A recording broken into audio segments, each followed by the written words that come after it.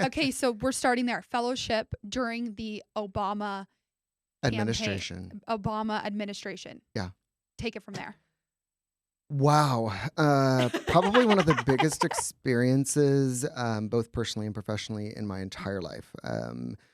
Just by the way of being a student at the University of Texas at Dallas, I was provided with um, the opportunity to apply for and would later be accepted into a pretty prestigious fellowship that led me to DC for an entire semester with 31 other really interesting people. And it's interesting because my entire plan of action kind of shifted during this period specifically. Uh, Also, in that I was finishing an undergrad in public affairs. mhm. I had every ambition to go to work for a nonprofit, an NGO, bigger dreams for working with maybe the World Health Organization or even an embassy, right? In that route, but that wasn't the plan that Yeah. came out of it. But when you're in a situation where you spend day in and day out with 31 other people that are working in various avenues of the government, and to see the remarkable work that takes place that the general public would never see, to have kind of an insider view of how the wheels really turn in DC Mhm. was pretty amazing and pretty Yeah. profound. And it left me, when I returned to Dallas to start my master's program um, in public policy, it left an impression on me in a way that I just kind of solidified my original idea that I really wanted to work in public policy in some way. But the world had a different idea for me. You mentioned that the general public didn't see. When I think of DC, I immediately go to Scandal, which I know is probably a show that a lot No, of people, the absolutely. hustle and bustle, the grind, the backstabbing, if you will. Are there a few examples that you can share with the audience on things that you saw that maybe the general public didn't see that would make a different impression or shift their perspective on what DC is and what really goes on behind the scenes? Absolutely. I mean, working in PR, being a publicist, I'm a fixer in many ways Yeah. myself, much like, the character on Scandal, the show. But on a brighter note, the things that I saw while I was there that the general public doesn't see because of the nature of the 24-hour news cycle, and the more salacious and scandalous, the more airtime is going to get, is the amount of ambition and Mm. drive that these, young students and kind of first year, policy drivers contribute to the actual outcome of legislation. I saw, firsthand on both sides of the equation, um, you know, people with a true desire for change, whatever Mhm. that change may look like, that you don't see, right? Because it's not pretty, it's not fancy enough to be on TV. They want Yeah. the fights and, the grunge work inside of the DC echo chamber. But firsthand, I was able to see the amount of work that goes into things that will never come to fruition. I specifically worked with an organization called GLSEN, the Gay, Lesbian, and Straight Education Network, and their entire like their basis for existence really was to provide safe spaces for kids in schools. And by being a part of that organization for the time that I was there, I was able to see the amount of work that it takes to push through legislation, right? And getting to go to each of those congressmen or the members of Congress, their offices, and try to push, right? Yeah. Because it's all about perspective. But the amount of passion that I saw again on both Yeah. sides of the equation was pretty profound, and inspiring in some ways, and but also at the same time created this empty space or a vacuum, if you will, because you knew that they were going to spend so much time working on something that just wouldn't come to fruition. Yeah. It's hard to stomach that when you put so much work into something It is. And that that is the United States Congress. And yeah. that's exactly how it works. And we hear this right from all Yeah. sides that it's at gridlock. And it's because there are so many competing interests Yeah. uh, at the political level that what gets lost in that mix is the actual good policy that people are wanting to To do. yeah. Hmm. You alluded that your path, you thought you were going to go into public policy and then it took a different direction. It did. What do you mean by that? Meaning that I came back from that fellowship again, amped up and ready to just drive it home. Started my master's program in public policy at the University of Texas at Dallas. Incredible program, and I believe it was probably my last maybe semester. I had the opportunity to do a capstone project, and what I Uh, decided to do was create a Citizens Prosecutor Academy for the local district attorney's office here in Dallas County, which may not sound like anything big, but the DA's office in Dallas County, I believe, is the sixth largest in the entire country. Huge, 400 prosecutors. It's a massive, massive office. And at the time, Craig Watkins, the first African American elected DA in the entire state of Texas, was in office, and which is significant. And I'll tell you why in just a moment. yeah. But I created this academy where we brought in 40 regular citizens for a 12-week program, and they would come in every single week for 2 hours, and they would learn about a different aspect of the criminal justice system, right? Which seems like it would be right in line with what I was wanting to do, and it was to some degree. But what ended up happening ultimately was when Mr. Watkins left office and someone else came in. I was on at that point kind of in an administrative position, high up on the 11th floor, they would say, right? The Yeah. higher you go, the more power I guess you have. Not that I had any, but I had access Yeah. to power. And so I knew that my time there was gone as someone else was coming in. And I thought, what do I do now, right? Do I get a cush, communications job and make my six figures and live the rest of my life? Or do I take all of this incredible industrial knowledge in the communication side of things and open my own firm? And if I never make another good decision, that was the one to make because it led me in a very, very different direction. How did you find the courage at that time to go off and launch your own thing in the midst of a lot of uncertainty of where you wanted to go and also being relatively young, getting out of a master program? I mean, you're still in your early 20s. Yes. I feel like I'm still in my early Yeah, 20s. you are. Don't look yeah. a day over 21. I've never used that line before either. So, It was, I would like to say there was probably some gut instinct, I think, Yeah, I love that you kind of have to follow. And I think the older you get, the easier it is to follow Mhm. that gut instinct. For me, it was, the months leading up to, the end of the year, which is when, the new, it's kind of like out with the old, in with the new, New. as it works in elected offices. Uh, I had a lot of soul searching to do, right? And was it something, like I said, that I wanted to go into? With my experience and my education, it wouldn't have been a difficult thing to get into, a mid-level position in communications really anywhere because of what I had done and the experiences that we had had and the amount of contacts that I had in my bag. But something deep down inside of me said, I don't really want to work for anybody. Yeah.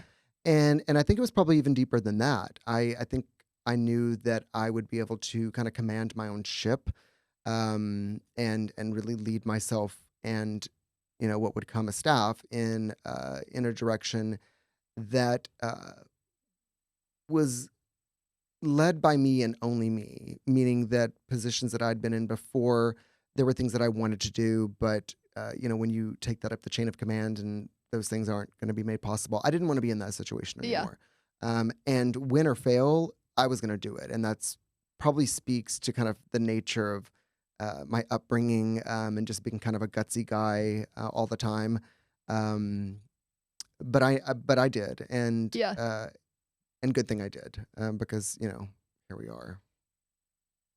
What do you mean by your nature and your personality? Are there certain things looking back on your life that you now know about yourself that led you down this path of owning your own business? Absolutely, mine was never a journey of perfection by any means. I grew up in a pretty small, conservative, uh, Texas town. I had the quintessential kind of like Texas boy life, living on a pretty big amount of property and just playing with my cousins, in the fields and things like that. It was great.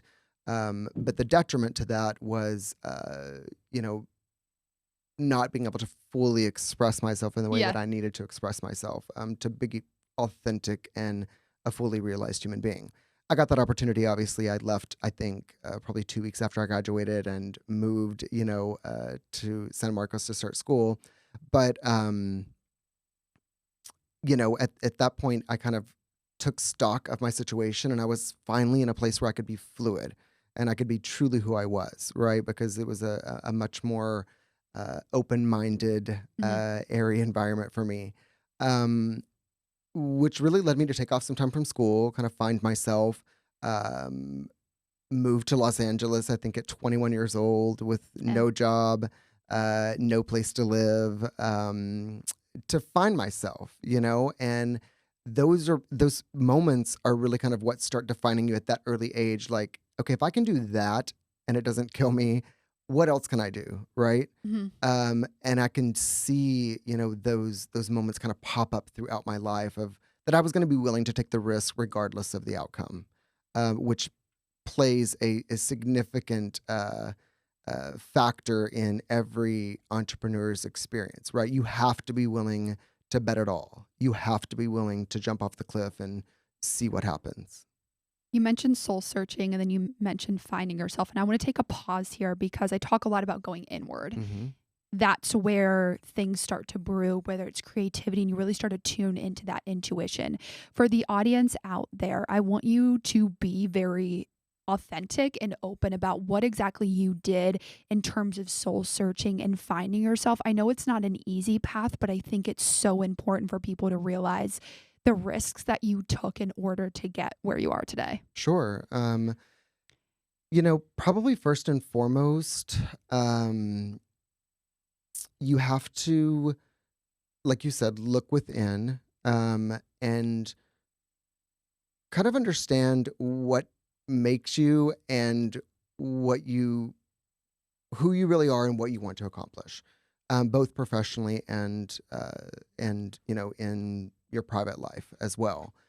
For me, it was always a case of wanting to be above the fold. I never had felt stunted in any way, but I knew that I'd always created my own opportunities. Nothing was handed to me. There was no silver, none of that. There was no Yeah. silver spoon, any of those kind of things. But I think it made me stronger, much, Hmm. much stronger. And when it comes to soul searching, it's such an overused, Yeah. type of saying, um, and truly like a Southern colloquialism, right? That you got a soul search and uh, this, magical fairy tale of like from point A to point B, and you get your gold at the end of the rainbow, all of that kind of stuff. But soul searching is something that really needs to be done on the daily, I think, because as you navigate your life through ebbs and flows, there are a number of obstacles that you have to overcome, and every one of those moments is an opportunity for you to step back, see yourself from a very different vantage point, and go, does this really align with my own beliefs, how I feel about the world, how I want to present to the world, right? Um, and just like everyone else, I think that those things change often. Hmm. It's not, and this is kind of where I get frustrated when people talk about soul searching, especially in terms of development, again, professionally and personally, is because there's not an aha moment, right? There are many, many aha Hmm. moments. Because there are a lot of lessons to learn. Yeah. And it's not there's not one that is going to be the turnkey to having a successful and abundant life. It's a series of steps, and looking inward and going, does this decision, what is the outcome of this going to be, um, and how could that affect me later on, right? Hmm. And do I feel okay with that in a gut kind of sense? What are things that you do in your daily life to come back to that intuition and come back to that grounded place? I've gotten really good at listening to my inner voice and my inner thoughts, and I navigate this a lot when it comes to clients. Um, I during the pandemic, I fired 7 of them because it was an incredibly toxic relationship with some of Yeah. the clients that I had before. So I take that into consideration now. What is going to make me happy? And I Yeah. think really at the end of the day, is at a I'm 45 years old now. I just turned 45 in September. You start understanding that time is really like the Mhm. biggest commodity that you have. I've done very well financially, and all of that, but uh, it's much less important to me now, and time is much more important to me. And what do I do with it, and who do I spend that time with, right? And that extends outside of my personal life, right? If the clients that I have, I spend a ton of time on the phone with them, in constant communication with them, really developing the plans of action for their own business. But that becomes a very personal relationship Yeah. when you're speaking with them. So if I'm not happy with,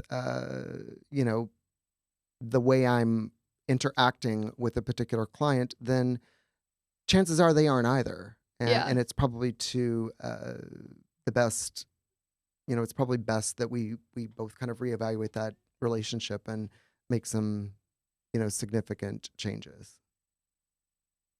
How did you grow, kind of circling back on the PR track? So you decided that you were going to go jump into the deep end and start this PR agency. After that point, how did you kind of get to where you are today? And I know there's going to be a lot in there Yeah. from, it's been not too long, but you Yeah. put in some work. So for the audience out there, I guess my first question to you is like, what exactly is PR for those people? Because honestly, I am new-ish to it. Okay. Let me answer this in about 10 parts. Okay. Okay. To answer the first part of your question, look, I worked at the DA's office in the communications department. Yeah. My specific function was community, like management, right? To understand how everyone in the county kind of interacted with the DA's office. But it was a heavy communications position. Did I know a lot about PR then? What we consider public relations, in its truest sense, which is probably the marriage of the public with the media? Absolutely not. I mean, I was a very good writer. I've always kind of prided myself on writing. I was very organized. I loved developing narratives Mhm. and things of that nature. But when it came to the in and outs of what actual public relations was, I couldn't have been, more clueless. Which was probably exciting to me because I was Yeah. jumping into an avenue where I was going to get to continue to learn myself, Yeah. right, and develop a whole new like set of skills, which is exactly what I did. The thing that was in my corner whenever I took that jump and kind of leap of faith, I had a developed roster of media relations, right? Mm. Relationships, Yeah. right? I knew editors, I knew producers for shows, both locally and coast to coast, because we had uh, incredible opportunities with that particular elected official that just put me in place with some pretty Mhm. big heavyweights in the media world.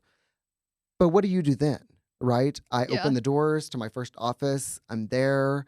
I believe I had 2 clients to begin with. Hey, it's better than none. Absolutely. Yeah, I was lucky for those, that kind of saw something within me. And I Yeah. really relied on relationships that I had outside of the media world who was like, you know what? I have a colleague that's really needing some help with this. Can you do it? And I was like, absolutely, I can do it. Knowing inside I was going to have to learn how to How to do it do it. Yeah. as I was doing it, which is really the best way to do it, Yeah. right? There's no textbook, no amount of experience that you can have that really prepares you for a role you've never done, right? Until you're doing it and in the middle of doing it. But the further that I got into it, I was like, okay, I really have an act for this, right? Yeah. Um, in that communication was kind of, it was always something that came natural to me Mhm. with friends and family and meeting new people. I was always kind of a bubbly person. I'd love to be in front of people and around people and meet new people, um, and make other people feel really good. And at the end of the day, PR is very much about that, right? You want to Yeah. make the editors feel good about the pieces that are going to run. You want the television producers to go, that 30-second segment is going to, get me an Emmy or whatever the case is. Yeah.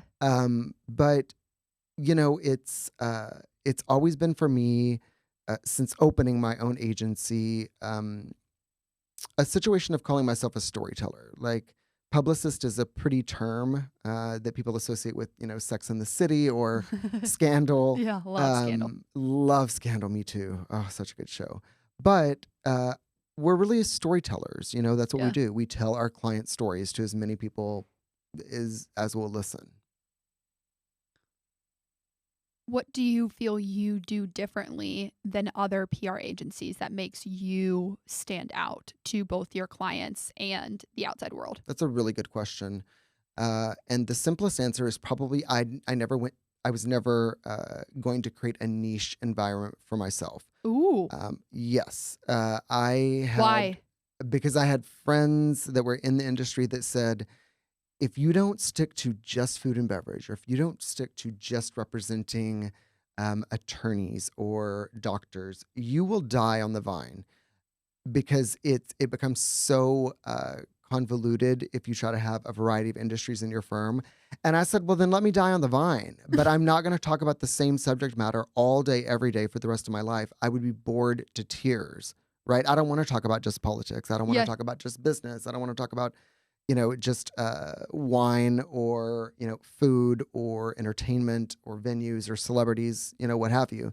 Um, I needed a variety in my life, and that's kind of what led me in a different direction. And I think what defines my agency from a lot of others in Dallas is that most are very boutique, Mm, niche agencies. If you are representing, or if you're needing representation and you're a construction company, there's a certain, agency that you go with. If you're just in food and beverage and you think that's all you need, you go with an agency that represents mostly just food and beverage. And I never wanted to do that. And I think that it's actually played very successful uh, to the work that we've done with all of my clients collectively, because think about it, we're able to take brainstorming ideas that we have done for a client in the food and beverage space and apply those to a client that is an author or a mhm. musician, or you're able to play around with the different dynamics. If you are an agency and you have 30 clients that are all restaurants, how are you going to create, dynamic campaigns all in the same space for 30 different people every day? It's next to impossible, in my opinion.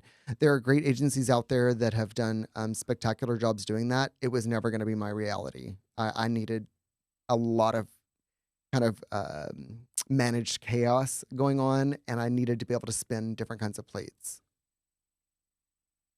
This can apply to multiple different areas. And while I do want a disclaimer, if you will, I do think kind of like to a restaurant, like for an example, if you're really good at one thing, spreading elsewhere is not usually the best move always. I know, for example, one of my friends is like, I went to Hudson House. I love it. They had a different restaurant. She didn't love it as much. Hmm. In that case, it's like, okay, stick to what you're really good at. But this is something that, and you and I talked about this with the podcast, everyone said, like, you have to have a niche, you have to do this. And I listened to my gut and I was like, I just felt like there's this health and wellness side of me. And then Hmm. there's this entrepreneurship. And you were the first one that was like, they're not mutually exclusive, but it's so easy to let outside opinions kind of tell you. But I just knew that in my heart, like what I do in my business would not be possible without what I do outside of it in terms of like health and wellness and fitness. And so it didn't make sense to me. Advice for people out there who are wanting to get into something new, whether it's PR, whether it's a podcast, it doesn't matter what it is, on not being too close minded on this quote unquote niche that you have to fulfill. Sure. About 10 years ago, I started teaching a class at a local college, and I would go back and forth between a federal government class and a Texas government class, which is great because I know a lot about both. But the interaction that I had with the students was remarkable. Every single semester, it was just so nice to learn from them. Mhm. I continued to learn. But something that I would always tell them is, why are you here? I would ask them, like, literally, why are you here? Not in this class. Why are you in school? Right? What is the outcome that you're expecting? And most of them, if I kind of ask them to tier themselves on what their expectations were and what they really wanted out of the education, the top one was always money, right? And I said, you're thinking about things from the wrong perspective. You don't go after the money. You go after what's going to get you up at 5 a.m. every day, and you're going to be passionate about it for the next 12 hours. The money will find its way to you, right? But you have to be passionate about what you do. I think the same thing could be applied to anyone listening that is trying to decide what their gift is, or what they want to do or spend the rest of their life doing. Um, you can't be on the money chase game. Realistically, everyone has to pay their bills, understandably so. Yeah. But I think this is where the term was probably coined, like the side hustle, Yeah. right? And until your side hustle can become your full-time gig, you make time for it and you become dedicated to that. Um, but the majority of people that we encounter, I see so much talent on the daily and so much talent that will never become fully realized because they're too afraid to take that step, um, to put their toe in the water and go, is this something I could really do? Because we've been ingrained really Mhm. to believe that you have to have a 9 to 5 job, you have to have a 401k, that sustainability and kind of digging, your feet deep into the foundation of like planting seeds for being able to take care of yourself for the rest of your life. Those things have been so ingrained in our brain that it has manifested the fear of stepping out and going, maybe that doesn't have to be the life for me. Maybe I can be Mhm. successful in other ways. And you see this with literally the top 10 richest people in the world don't have educations, right? They didn't go to college or get masters or PhDs. They followed something that they knew they were good at, Yeah. that they believed in themselves, and that they could literally see the outcome of incredible success. They were their own biggest fans and their biggest cheerleaders. They weren't caught in this idea that they had to fit into this cookie cutter operation that we call, the workforce in the States. It's not that way everywhere. I'm sure, Yeah. well traveled outside of the US, people don't really have the same mindset that we do here. I have many, many thoughts about why that is the way that it is that we can Yeah. save for another, podcast. But I know that, people that are out there listening to this podcast right now, something is sparking inside of Yeah. them. And it immediately takes them to that place of like, I've always wanted to open my own bakery, Yeah. or I've always wanted to write children's books, or whatever the case is. But for some reason, it's the vast majority of people will never take that step from conception and idea to actual programming, right? And move forward into their dream. And it's really defeating to me as a somebody that works in PR to be encountered with people that have so much inside of them, and but they're terrified to like move to the next level, and take the first step. What advice would you give someone that's terrified on just pushing through that? I would ask them to think of the alternative and to think of the fear that they would have 30 years from now going, Mhm. I can't believe that I wasted 30 years of my life doing something I really wasn't happy with because I was afraid to do something that I was really happy with. For me, that's always going to be the case in any, question, and clients call me and they're like, should we do this? Should we not? And I'm like, well, what's the alternative? Right? What is the other, outcome going to Mm. be? And if the only thing that is holding you back is fear, you should really be fearful of complacency, Yeah. right? Or not fulfilling your own destiny. That should be the biggest fear you always have. People always recover. People always bounce back. They find their way back to, the source, which again could be its own other podcast, right? Um, but maybe I've lived my own life, and experiences through that mantra of I'm not going to let fear itself keep me from finding my own happiness and joy. It's a hard shift, but what you just nailed is the alternative, and that's something that I anytime I have an idea or there's something that kind of blocks it, or I see something doing someone similar or whatever it is, I always come back to that. What's the alternative? Or is what I'm doing right now worse than this other outcome? And 9 times out of 10 it is. Like the fear of having to do this for the rest of my life or that. And so that's what keeps pushing me. And I think it's a good reminder for the audience that if there's something at the top of your mind, and even there's something that hopefully in the near future I'll be able to talk more about it. Like there's something that came to me the other day. And once the idea popped into my brain, the small action steps to get there were very tactical for the most part. It's a lot of relationship building, reaching out to the people that you know in your network, and just doing those basic steps and getting a good touch point of like, hey, is this something that could potentially come to fruition? The worst case scenario is it's like, it can't, but maybe it goes this direction. And that's the worst case scenario. I feel like I've never, not never, but there's very few times I've heard of someone that's really wanted to do something and put in the work or taken those action steps and nothing ever came of it. Like it's usually something, it's a lot different maybe, but at least there's some sort of product or vision that comes to life in front of you. There's a meme that I always kind of remind myself of, and I have it saved on my phone. And I've actually used this meme several times when talking to clients, and it's actually from it's a line I believe from a book or maybe a movie. I can't remember, but the meme goes, it's an image of kind of like a mountain, as they all are, right? Yeah. All of the good memes. And the first sentence is, "Oh, but what if I fail?" And the second sentence is, "But what if I fly?" Right? And it's always going to be that situation. Yeah. Like, and that's really what differentiates real success, because if we talk about success, it doesn't have as much to do with finance and resources as it has to do with fulfillment, right?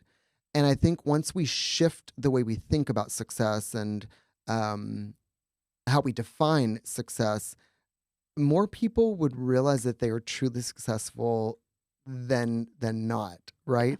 And it may be easier for them to move in a direction of what they would clearly define as success in their own lives. Listen, I mean, I'm an entrepreneur, so of course, at the end of the day, for me, a lot of times that has to do with how successful are the businesses that I own, how successful are the people that are working with me and their own goals and dreams.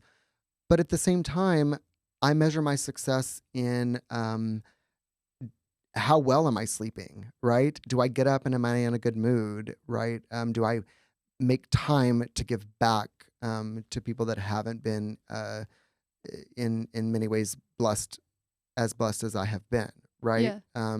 I constantly push myself to really redefine my own idea of success. And I encourage friends of mine all the time to do that. I have a lot of friends who are attorneys and doctors, and they make a ton of money, and they are absolutely the most miserable people I've ever met, and self-defined. They'll tell you, I hate my job. I hate what I do. I'm billing 80 hours a week.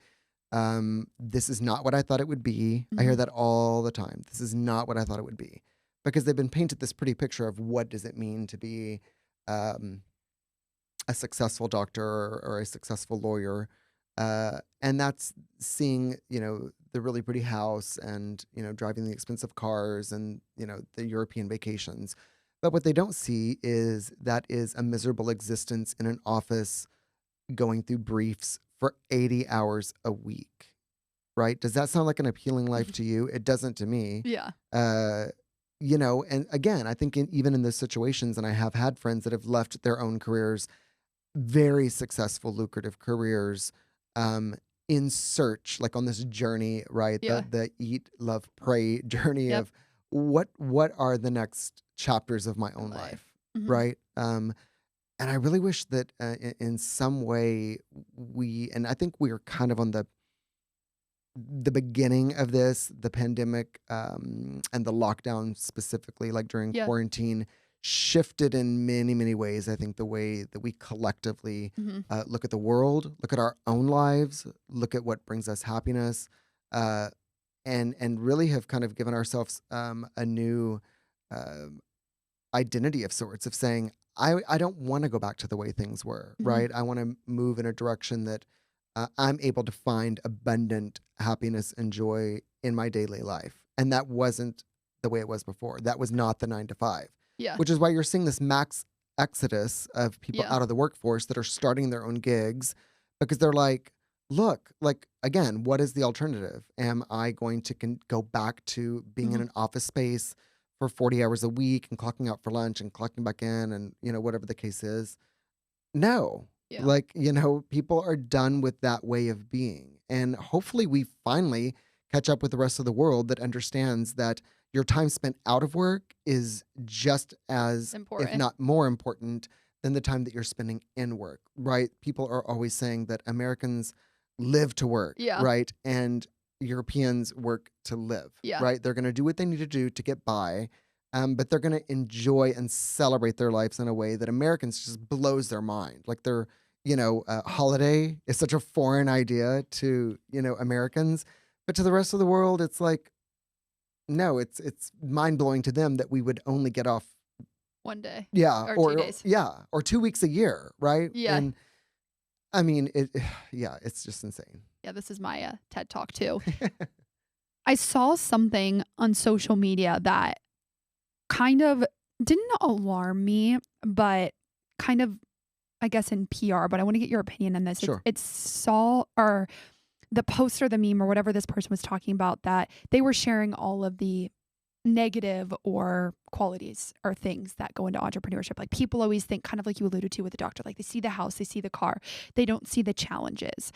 And while I understand where that person is coming from, I also really wanted to challenge that point, because for me, there's success is defined kind of like in fulfillment. And I think that people look at things like, this is hard or this is hard. And for me, it's harder to sit in something and be miserable than it is to go out there and maybe work a little bit harder or try different things or have to learn something brand new like you did with PR.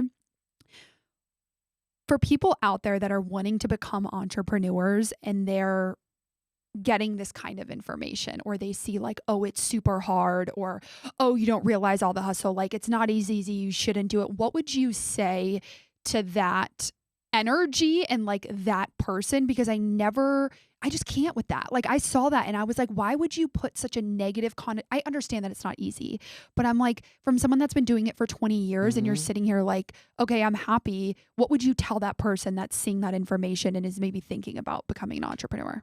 I would tell them that, first of all, their experience is not your experience. Yeah, And every exactly. entrepreneur goes through their own trials and tribulations. But, based on the way they approach whatever kind of business it is that they want to be in, um, everything comes from intention, right? Ooh, I love Which that. kind of speaks back to what I was saying about what I tell my students, right? Your intention should never be to make a lot of money. Your intention should be to be happy, right? And again, I'm telling you, I have had at this point hundreds of clients, and I'm telling you, the ones who enter the equation looking for joy or fulfillment are the ones that vastly succeed. The ones who entered the equation to make a lot of money have fallen off because they are finding no joy in what they're doing because it's not something they want to do. Yeah. They want to make a lot of money. So for someone that's coming into the world or really considering the world of entrepreneurship, I would tell them this. Listen to podcasts like this that are, honestly talking to people that have been through the gamut, but not with like these uh, ridiculous, like, 1, 2, 3 applications. I can't stand them. I listen to podcasts all the time. And you have to be relatable to your Yeah. audience, right? Which is something I really appreciate about this podcast. But um, I would tell them that the journey is going to be what you make of it. Mhm. To manage your expectations, it's not going to be, rainbows and butterflies all day, every day. But no job is. So like, keep that in mind. Absolutely. That you have to understand that you're just applying a different, asset to the journey. Mhm. And I would ask them, what do you do when you get up to go to work every day now? Are you giving it your all? Probably not. You know why? Because you're thinking of it as a 9 to 5. You're clocking in and you're clocking out. But in the world of entrepreneurship, that is never going to be the case. You're giving it 150% of yourself Yeah. because you are your job, Yeah. right? It's a whole different world. it's always a trade-off or there's always a compromise, but whenever I see stuff like that, and I know I always lean towards more optimism or positive, but it just kind of makes me sad because I think that type of stuff deters people from going after their dreams. Hmm. And when I see it, I'm like, okay, well, you're kind of gatekeeping. And I don't know if, like, I think you and I did talk about this of you're kind of putting out this negative energy because you don't want people to try to go after what you do. And it's like there's space for everyone if you put in the effort, you do the work, and you have the right intention, energy. And so when I see that, it just like makes me frustrated because I think there's a lot of people, and I've talked with a lot of people at my corporate jobs that I've seen potential in them, but there's fear, or they think it's going to be too hard, or I've been told not everyone can do it. And I'm like, you're never going to know until you try. Just like you tried sports, just like you tried eating different foods. Like there's so many things that you have to try to know if you're Right. good at. And you hit the nail on the head at the beginning of this. Like you found in your very first business, which is lucky, something that you're skilled at, something that comes naturally, and something that you're willing to work at. How can someone find or know that this is something that they're naturally skilled at and it comes pretty intuitive to them? I would tell them to embrace the imposter. I hear this all the time that people that are in their first year of entrepreneurship, they develop an imposter syndrome, right? Like, how Yeah. did I actually create this? How did I, people come to me as a thought leader and I don't really know what I'm talking about. No, people are drawn to you for Mhm. some reason, right? Like lean into the imposter of whatever it is that you're doing, because regardless of where you're at or what you're doing, it's always going to be a game of learning Mhm. all the time. Um, and too many times I think people with really incredible talent are so afraid of being seen by their peers as something that they're not, that they don't actually accept. It's like people who don't take compliments, right? Yeah, It's that the used to be me. same thing. I know, and it's disturbing because it's like no, like embrace yourself, Yeah. right? And uh, no one goes into entrepreneurship knowing everything that they need to know. It just doesn't exist. If they did, they wouldn't need companies like mine, right? Yeah. Or really good CPAs or really good attorneys or whatever the case is. Like this trifecta of an Yeah. entrepreneur and the people that you need to surround yourself with. Um, I'm trying to think of several clients, that have come to me and just we used to represent a bakery, a really really good bakery that was in just outside of the Bishop Arts District. Incredibly compelling story. Three sisters that had kind of used their mom's namesake as the narrative for their story, and within a year we had them, in the top 10 bakeries in the country and Bake Magazine and all that kind of good stuff. But they were never confident in themselves, and Wow. to their own detriment. I think that they knew they had a good product, Yeah. but they kind of separated that from them being good entrepreneurs. And I Yeah. said, they're one and the same. You're the one who's Yeah. actually creating the brand. You're creating the product. People are going to be more interested in you than the products that you're creating. That is honestly the truth, Erin. It Yeah. is, and you see this a lot in the influencer world. I've told you before, I hate that word. It Yeah. just it makes my skin crawl. But people that have influence, maybe, and have had a lot of influence, and find themselves in a position of having a lot of followers. Their voice is important because not because of what they do, but because of who they are, Exactly. right? People don't buy into products, they buy into lifestyles, they Mhm. buy into personalities, Yeah. right? This is the Kardashian effect. Like, uh, people aren't interested in anything that they do, they're interested in who they are, Yeah. their personalities. I'm not one of them, but the same can be said from anybody else. Like I am constantly on TikTok, just checking things out, and I'm like, what makes this person so compelling, right? It's nothing that they're doing; it's the way they're interacting with their audience. And I'll tell you, I don't care if you are, entering the world of entrepreneurship as um, a first year yoga instructor and you're trying to build out a studio or a following, to come in and learn from you, or if you are a first time author and you're trying to like sell your book to market. What you need to understand is that people are drawn to other people. We live in a peer environment where they want to be interested in or learn something from someone that excites them. Mhm. TikTok sparked during the pandemic for that very reason. Yeah. We wanted to, something to resonate with us while we were all in lockdown. So we navigated towards people that either brought us excitement, we learned something from them, or we saw something in ourselves that was in them and said, "Could I be like that?" And it sparked this frenzy and delightfully so, of really upping the ante with the number of influencers that exist because they all have stories to tell. I think Yeah. I told you this the other day. Like one of my favorite things is, um, or one of the favorite things that I've ever heard kind of along my own journey of communication and PR is when Oprah ended her show and, Yeah. she was being interviewed herself and she said, or she was asked, out of everyone you've interviewed, out of all the things you've heard, what is the most important lesson that you have learned as an interviewer? And she said that everyone just wants to be heard. They Mhm. want to know, is what I'm saying to you important? Does what I say mean something to you? And and it's so true. At the end of the day, Aaron, when you pull all of the layers back, every vertical back, you take off the masks that we put on every day to try to fulfill society's expectations of who we are. What it really boils down to is we're all just beings that need to be validated Yeah. in some way, right? And that applies so heavily to entrepreneurship because the very essence of what you're doing, it just has to resonate with someone else. Yeah. Again, whether you're baking cookies or, you're creating clothing or jewelry, it's like they want to understand, they want to bring that product or that service into their own lifestyle. Mhm. That's honestly the key. There's no magic, it's like the emperor's wearing no clothes, right?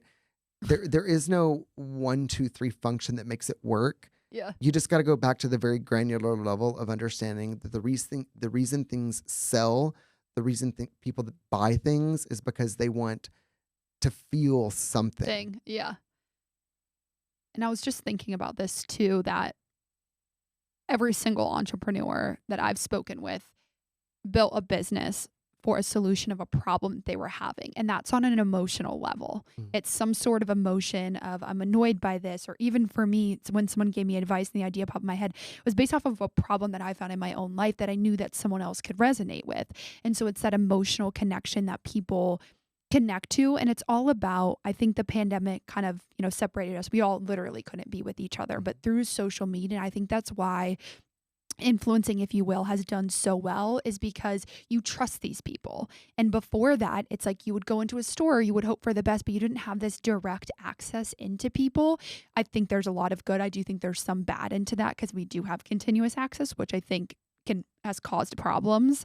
But I just thought of that while you were saying that, because a lot of people birth things, if you will, or create ideas based off of a personal emotion that they have, and then selling it as validation, like, hey, I'm not the only one that's feeling this way, Mhm. and this is my masterpiece to like solve that feeling. Yeah, and I think that it doesn't always have to be about fulfilling a solution or creating an answer to a question or a solution to a problem.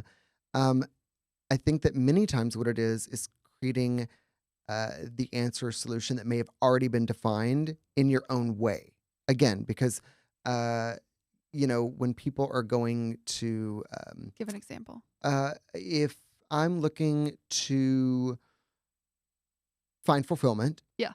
am I going to do it the way Deepak Chopra does it? Am I going to do it the way that any other guru does it? How am I going to do it? Yeah. Right? Because his solution may not be their solution. And I think that's what we've seen is kind of this springboard of people providing their own perspective based on Mhm. their own experiences uh, to solutions that have already kind of been defined. But it's like, how am I making that my own? Yeah. Right? Because for so long we were just fed media by the greats, right? Yeah. Of however that was. Um, and now we're in such a different world and a Mhm. time and space where we don't we are actually driving the conversation rather than receiving Yeah. what we've been told for so many years we need to receive.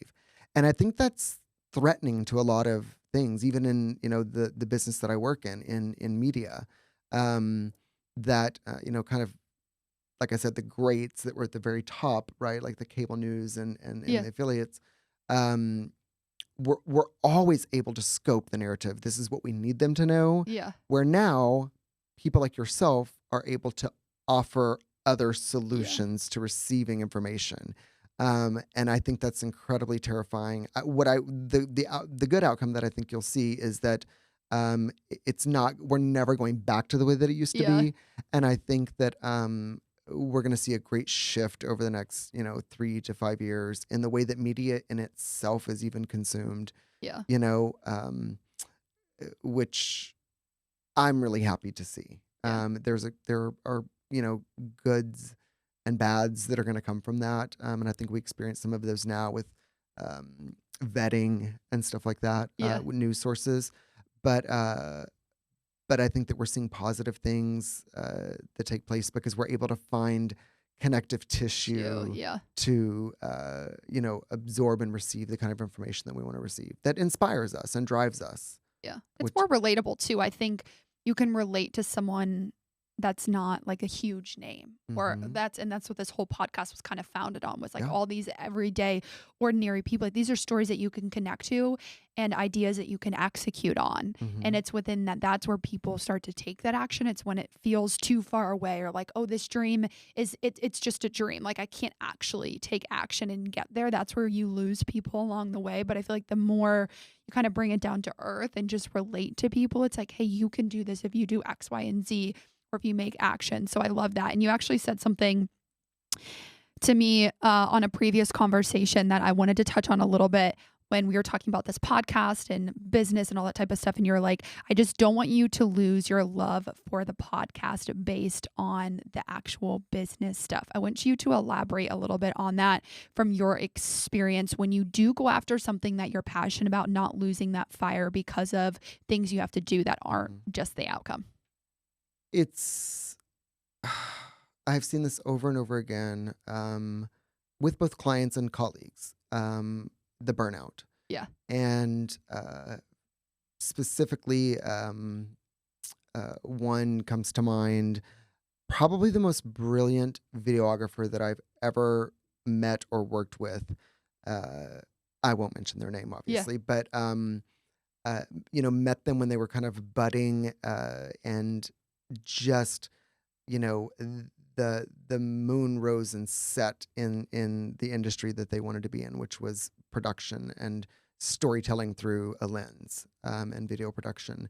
And I would have conversations with this person over and over again, and tell them, whatever you do, don't let the business side of this affect your creative, juices, Mhm. because it's going to start being reflected in the work that you produce. Um, and I could kind of foresee what was going to happen because this person was very much getting kind of lost in the scope of trying to navigate how do I pay my bills, but at the same time create these beautiful documentaries, which is what they were. And I don't have an answer for that, Yeah. right? All I can tell you is, uh, you know, don't miss the forest for the trees. In a way of, if this is what if your passion for telling stories in a digital way is what brought you into that space, whatever you have to do to protect yourself, do that, right? Yeah. Never lose the passion or the drive. And it happens so often. Um, it's like the donut maker, right? I think I told Yeah. you this in a previous conversation as well. If you're really good at making donuts, make donuts and find people around you You. to do the development, to do the advertising, to do the marketing, the public relations, get you in front of the people that you need to know. You're Don't do your own taxes, don't fight your own lawsuits. Like, the case is, if you're a really good donut maker, Yeah. get up every day and make good donuts. That's it. Too many times, and this is really a lesson kind of in general for entrepreneurs, you're never going to be able to do it all. I Yeah. see these reels on Instagram right now where it's, to the beat of some music, and it's like the voiceover saying, "So, what is it that you do?"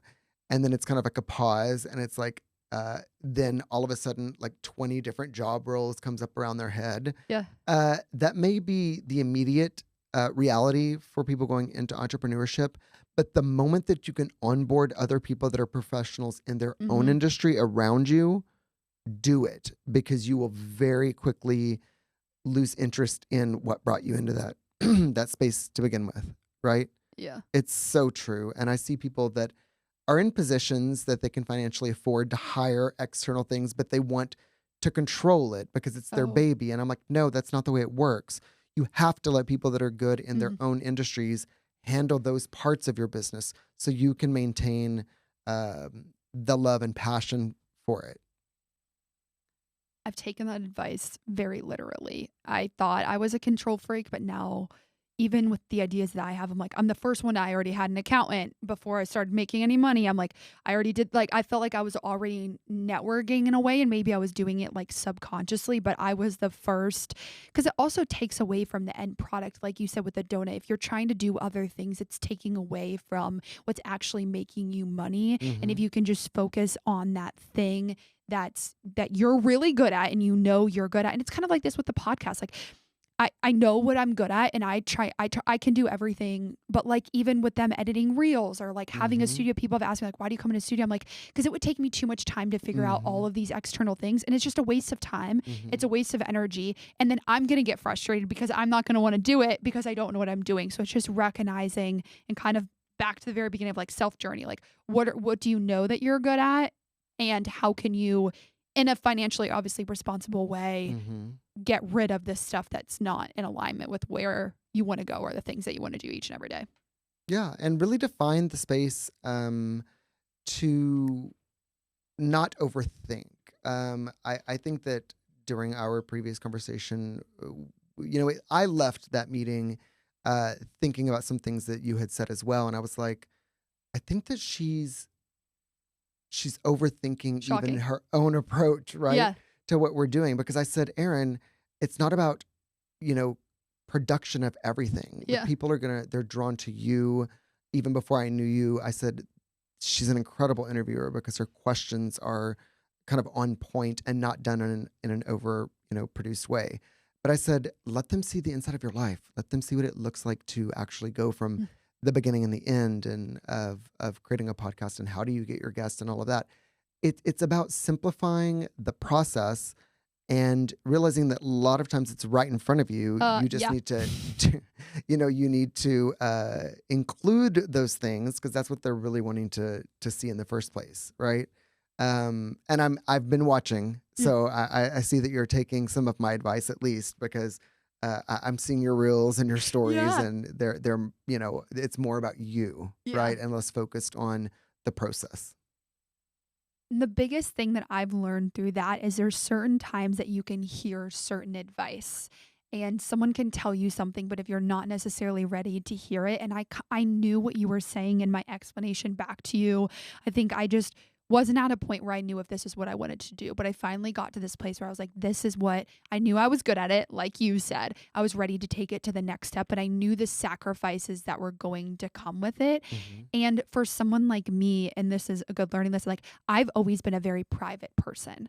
And I had to kind of toggle this in my brain of when you have a public platform, it's just different. And I don't think people recognize that. It's kind of like when people, I want to make all this money. I'm like, you don't realize the social responsibility that you have. You don't realize the power in your voice. You don't realize the impact that you're having on other people.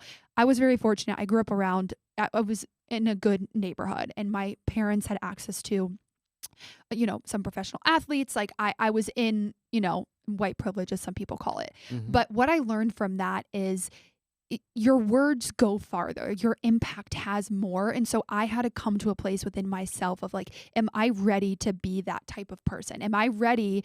And I think I did on the reverse, because you see a lot of influencers that have mental health issues and they dive into this role. And I learned from their mistakes because I'm like, I don't want to go down a path that I'm not emotionally ready for, Hmm. because then I'm the one that's going to be taking the hit. And so I think it's a good question to ask yourself. And I'm not saying that as an excuse, but it was like an honest conversation that I had to have with myself. And you were the last reassurance or affirmation, if you will, to know that that's where I needed to go. But I feel like I knew, and you're right, I was overthinking it because I was overthinking the impact. And a lot of it was fear based. Hmm. Like I was fearful of, you want to impact people in a positive way. Right. And I felt like I needed to be at a place in my life where I could give that to people Mm-hmm. in a productive way and where I felt like my words could impact you productively. I also think a lot of it had to do with kind of 2020.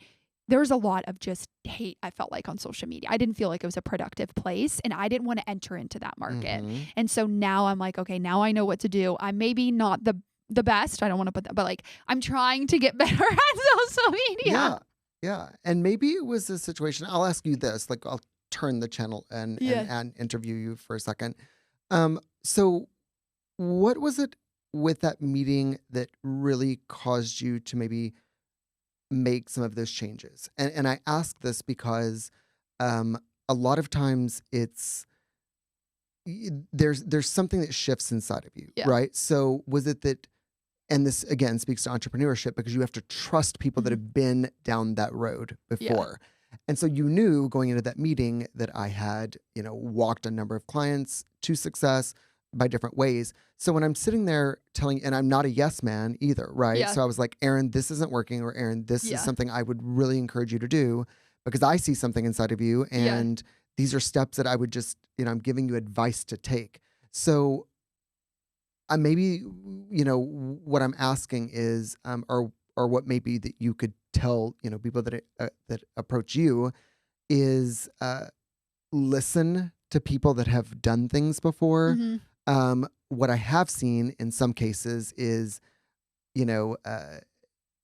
people that have come to me and said, this is really what I want to do. And I'm like, okay, these are probably some things that you might, and they're like, no, I want to do it this way. And I'm like, then why are you asking me? Because they're so hard-headed, right? Mhm. You have to be very vulnerable. Entrepreneurs And self-aware. have to be vulnerable and humble, Yeah. right? Because you're going to learn so much more if you say, maybe I've never thought about it that way before, right? And this person has clearly done it before. So Yeah. maybe I should find equal parts of this is the way I want to do it, but this may be something that I need to add into the mix because it's clearly worked for other people.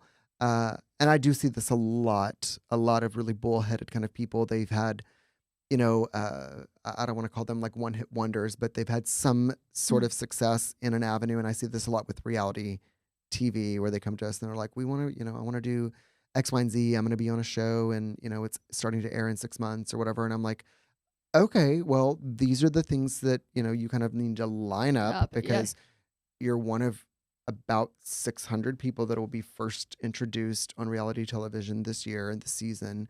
And they're like, no, I just want to, and I'm like, I already know what's going to happen because they don't take the advice. Like you have to think of it in different terms of just, you're going to be on TV. That's great. Congratulations. And so many other people are going to be as well, I'm going to circle back to your first question because for anyone out there listening, it ties back to what you initially said of why you started your business. It was a gut instinct. So I kind of knew what I was walking into. I'm also someone, and I learned this through yoga. You can give me a lot of advice, but I also know what resonates and what doesn't. So like there was a lot of things that you said that I executed on almost instantaneously. And there were some things that I was like, I don't know if that's landing with me right now. Yeah. But you also have to trust someone that's kind of been there and done that before. I also think you simplified. Like I was overthinking. I thought I had to be this huge thing when really it was right in front of me. And so that's something that I've noticed about myself. And even a girl, actually, it's funny that you said that. She said that the other day. She's like, you're looking at all these external things. It's right here. Yeah.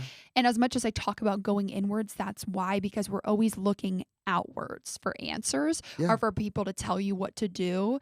And in reality, it's like, it's really inside of you. And I think it was just like an affirmation of something that I knew I already needed to do. And I did trust you because you weren't telling me what I wanted to hear.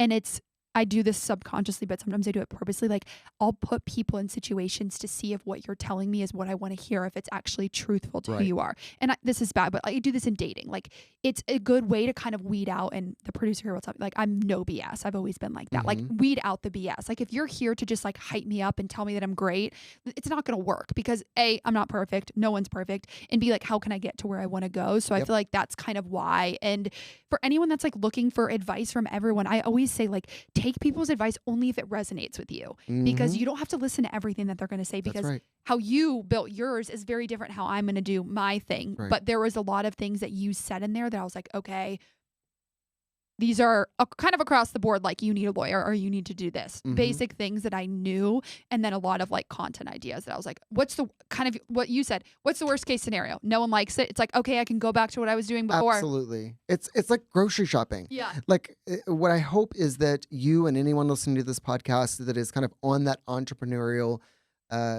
journey, you're in the grocery store and it's like, I'm in the meat aisle. And you're going to take a little bit of that and go, I liked the advice that he had. And then you're walking down, the cereal aisle and you've met someone else who has some really good advice because they've experienced that on their journey, right? And you get to the checkout and it's like you've got a whole basket full of ideas and other people's successes. And you're going to be able to pick and choose and maybe make your own success soup, so to speak, based on the things that you've collected along the way. Listen, I do that as well. I mean, I have other people that tell me you're crazy for doing this, or I'm surprised that even worked. And I'm like, yeah, because you have to, you got to follow your gut, like you said, follow your instinct, but be open to other people's ideas, trusted people and their ideas. That's important to say, because not everybody is going to be happy for you or your success, right? And that's how you kind of know, is you can tell if someone is genuine about the advice. Like you didn't have you don't have any stake in the game. Like you're not representing me. Correct. Like you had no stake in the game. So it's like if you're telling me this stuff, and I knew it wasn't to fail. Like I had heard it before, I've seen it. So I knew what you were telling me was with good intention. And so that's why I was like, okay, but it would be on me to not do it. And then I'm the only one hurting. So I might as well give it a try. And then what's one piece of advice that you would give someone that's looking to create content to stand out within a quote unquote saturated space? You can do like Instagram, TikTok, whatever your key to success is. That's good. That's a good question, Erin.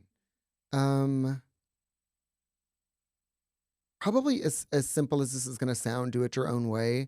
I see the entire essence of TikTok is based on recreation, right? You see something and then you use that sound and you do it your own, but what I would say is don't be someone else's, idea. Be your own idea, right?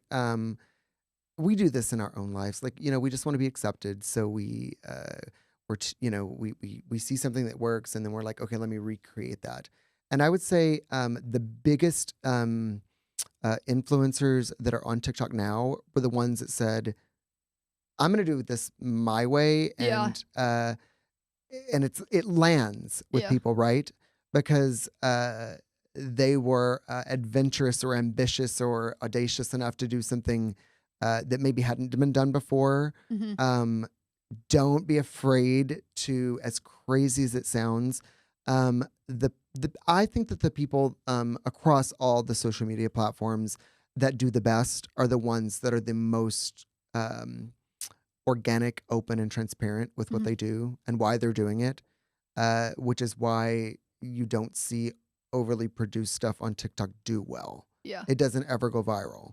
The things that go viral are organic moments, conversations. This is me speaking directly to you. Yeah. And that's what I would say. Like, don't study 10 other, TikTokers and go, okay, I think maybe I can be like them. Don't be any of them. Yeah. Be yourself, and don't try to put on a show. That's not what it's about. It's about, again, like I said earlier, people are going to fall in love with you for who you are.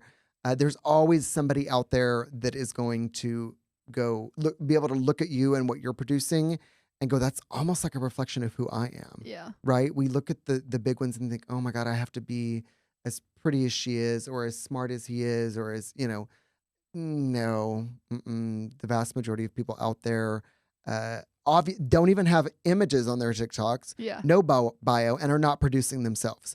They're looking for people just like you and I, right? That are bold enough to go out there and say, I'm going to put myself on, even if I look ridiculous, Yeah. because somebody out there is going to like who I am. I've done crazy stuff on TikTok. Yeah. The things that get the most views are things that I haven't really thought about. It's just kind of candid moments Yeah. that have happened. And I'm like, I should probably lean into that more myself. But, Yeah. when you're taking care of a gazillion clients yourself, you rarely have time to, You do. worry about You're good at it. Where can people find you? As I'm hyping up all your TikToks, give us all of your. Where can people find you if they need someone that's in PR or Sure. pimp yourself out? I'll give two really simple ones. So if you want to see the fun side of Waylon, that's going to be on TikTok at the Gay Publicist. And if you're wanting kind of the more real good thought leadership kind of stuff, that would be at J_Waylon, WAYLON. On Instagram? On Instagram. Okay, perfect. And then do you have I always say this, but I'm going to put it all in the show notes and where you can find him if you need to contact him for any business inquiries, if you need a PR person. And the last question that I ask everyone is, Waylon, what are you grateful for today? I'm grateful today for the lessons that have been the hardest. Ooh. It's so hard when you're going through some really difficult stuff. And I just came out of like some pretty difficult things professionally. Yeah. And like when you're in the moment, you're like, this can't be happening to me, right? Like I'm not having to go through this. But when you get through to the other side, it's like every one of those moments, like it's almost like building a protective layer, right? And I was thinking about this morning, that my biggest successes have always come after my worst failures. And I think it's because, there's that time in between those two events that you're able to reflect and go, I'm not dead. It didn't kill me. Yeah. And it kind of re-energizes you in so many ways. But like seriously, like the biggest accounts that I've landed have come after I had to make really hard decisions about firing a client, or something tragic happening to a client and having to navigate that. Because look, I am pretty good at crisis communications. Let me just say, I've done some fixing in my time. But today I woke up and I was grateful for the bad things that have recently happened to me, because it you can't be caught static in the bliss of what you do always. Yeah. At some point you will fall, right? And be ready for those moments to embrace it, understand it, learn from it, gain from it. And it's going to help you, in the next step on your journey. It's funny that you said that, because this week has been the light that I finally found in losing my job. So it's so funny how the things, and that's what I'm grateful for. It's just the relationships in this podcast. Every single conversation hits differently at the right time, or someone says something to me that lands, or I meet someone new. And I feel like it's just such an incredible experience that if you would have asked me when I started this 2 years ago, I would have thought, I want to make money or I want to do this. But now I'm like, I cannot put a price tag on the relationships and the people that I've met, because I would literally not be here today without them. So thank you so much for being on. Thank you for having me. This was so I appreciate fun. it. Yeah.